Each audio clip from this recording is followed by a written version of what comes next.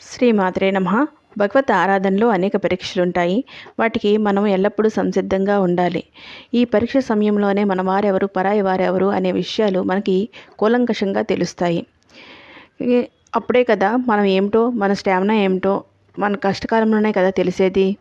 చాలామంది మేము చాలా పూజలు చేస్తూ ఉంటాము, చాలా మంచిగా ఉంటాము, కానీ మాకు అనేక కష్టాలు, శత్రువులు, రుణాలు, రోగాలు ఇవన్నీ వస్తున్నాయి. వాటికి కారణం ఏమిటి అని అడుగుతారు. కానీ సమస్య వస్తేనే కదా అది అధిగమించగలిగే శక్తి, సామర్థ్యాలు మనకు వస్తాయి. లేదంటే మన సామర్థ్యం ఎప్పుడు బయటపడుతుంది చెప్పండి? పాజిటివ్ ఆరా మనలో ప్రవేశించే ముందు నెగిటివ్ ఆరా మనకు చాలా ఇబ్బంది పెడుతుంది. అటువంటప్పుడు మరింతగా సాధన చేయాలి. అప్పుడే ఇటువంటి పరిస్థితిని అధిగమించగలం.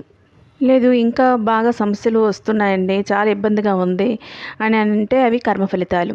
వాటి నుంచి సాక్షాత్తు శివుడంతటి వాడే తప్పించుకోలేకపోయాడు. మనం ఎంత చెప్పండి?